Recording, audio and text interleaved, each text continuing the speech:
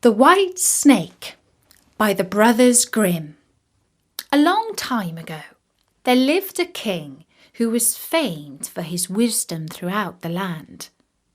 Nothing was hidden from him, and it seemed as if the news of the most secret things was brought to him through the air. But he had a strange custom. Every day after dinner, when the table was cleared and no one else was present, a trusty servant had to bring him one more dish.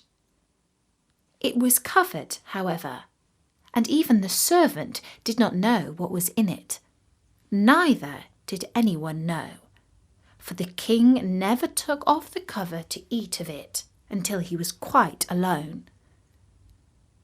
This had gone on for a long time, when one day the servant who took away the dish was overcome with such curiosity that he could not help carrying the dish into his own room.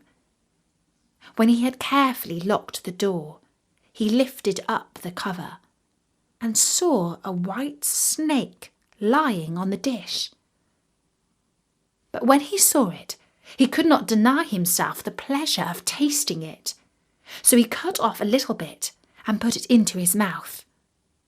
No sooner had it touched his tongue than he heard a strange whispering of little voices outside his window.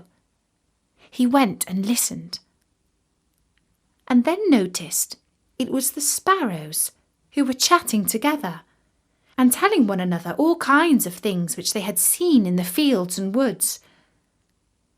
Eating the snake had given him the power of understanding the language of animals.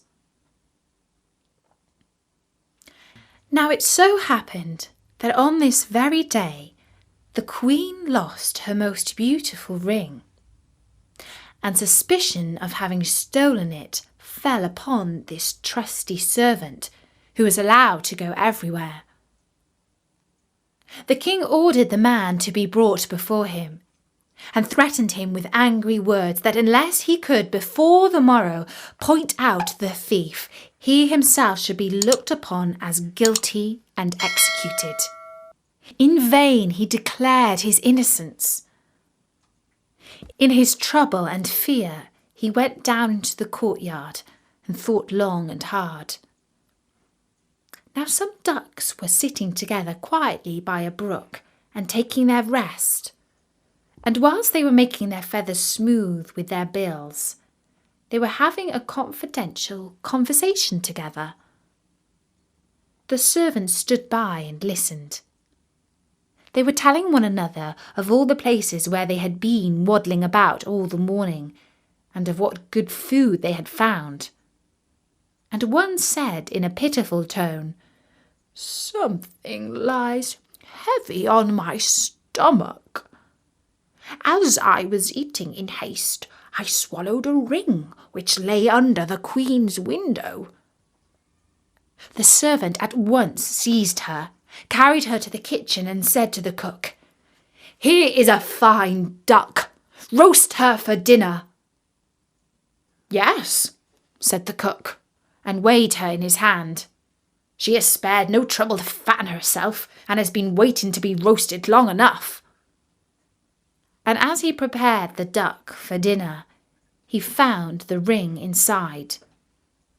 The servant could now easily prove his innocence, and the king, to make amends for the wrong, allowed him to ask a favour, and promised him the best place in the court that he could wish for. The servant refused everything, and only asked for a horse and some money for travelling, as he had a mind to see the world and go about a little. When his request was granted, he set out on his way, and one day he came to a pond, where he saw 3 fishes caught in the reeds and gasping for water. Now, though it is said that fishes are dumb, he heard them complaining that they must perish so miserably, and as he had a kind heart, he got off his horse and put the 3 prisoners back into the water. They quivered with delight, put out their heads, and cried to him, "We will remember you and repay you for saving us." He rode on, and after a while it seemed to him that he heard a voice in the sand at his feet. He listened and heard an ant-king complain, "Why cannot folks with their clumsy beasts keep off our bodies? That stupid horse with his heavy hooves has been treading down my people without mercy." So he turned onto a side path, and the ant-king cried out to him, "We will remember you. One good turn deserves another." The path led him into a wood, and here he saw 2 old ravens standing by their nests and throwing out their young ones. "Out with you, you idle, good-for-nothing creatures!" cried they. "We cannot find food for you any longer. You are big enough and can provide for yourselves." But the poor young ravens lay upon the ground, flapping their wings and crying, "Oh, what helpless chicks we are! We must shift for ourselves, and yet we cannot fly. What can we do but lie here and starve?" So the good young fellow climbed down and gave them his own food, which he had been carrying for his lunch. Then they came hopping up to it, satisfying their hunger. They cried, "We will remember you. One good turn deserves another." And when he had gone on a long way further, he came to a large city. There was a great noise and crowd in the streets, and a man rode up on horseback crying aloud, "The king's daughter wants a husband, but whoever sues for her hand must perform a hard task. If he does not succeed, he will forfeit his life." Many had already made attempts, but in vain. Nevertheless, when the youth saw the king's daughter, he was so overcome by her great beauty that he forgot all danger.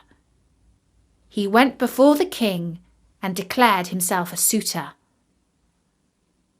So he was led out to the sea, and a gold ring was thrown into it in his sight. Then the king ordered him to fetch this ring up from the bottom of the sea, and added, "If you come up again without it, you'll be thrown in again and again until you perish amid the waves." All the people grieved for the handsome youth. Then they went away, leaving him alone by the sea. He stood on the shore and considered what he should do, when suddenly he saw 3 fishes come swimming towards him, and they were the fishes which he had saved. The one in the middle had a mussel in its mouth, which it laid out on the shore at the youth's feet, and when he had taken it up and opened it, there lay the gold ring in the shell. Full of joy, he took it to the king and expected that he would grant him the promised reward. But when the proud princess saw that he was not her equal in birth, she scorned him and required him first to perform another task. She went down into the garden and strewed with her own hands 10 sacks full of millet seed on the grass. Then she said, "Tomorrow morning, before sunrise, these must be picked up, and not a single grain be wanting." The youth sat down in the garden and considered how it might be possible to perform the task. But he could think of nothing. And there he sat sorrowfully waiting for the break of day, when he should be led to his death. But as soon as the first rays of the sun shone into the garden, he saw all 10 sacks standing side by side, quite full, and not a single grain was missing. The ant king had come in the night with thousands and thousands of ants, and the grateful creatures had by great industry picked up the millet seed and gathered them into the sacks. Presently the king's daughter herself came down into the garden, and was amazed to see that the young man had done the task she had given him. But she could not yet quite conquer her proud heart, and said, "Although he has performed both the tasks, he shall not be my husband until he has brought me an apple from the tree of life."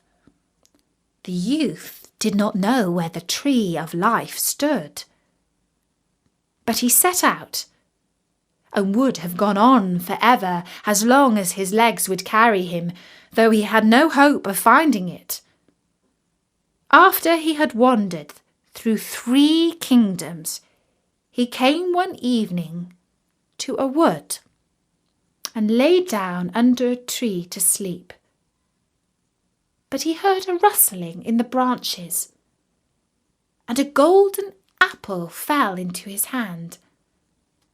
At the same time 3 ravens flew down to him, perched themselves upon his knee, and said, "We are the 3 young ravens whom you saved from starving.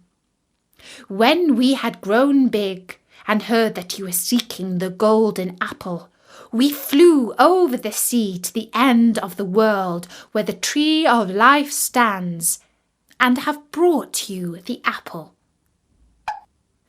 The youth, full of joy, set out homewards and took the golden apple to the king's beautiful daughter, who had no more excuses left to make.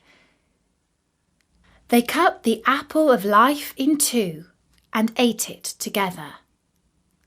And then her heart became full of love for him, and they lived in undisturbed happiness to a great age. And that's the story of The White Snake by the Brothers Grimm. I do hope that you enjoyed it. Please like and subscribe to my channel and press the bell icon to get new video updates. Bye bye!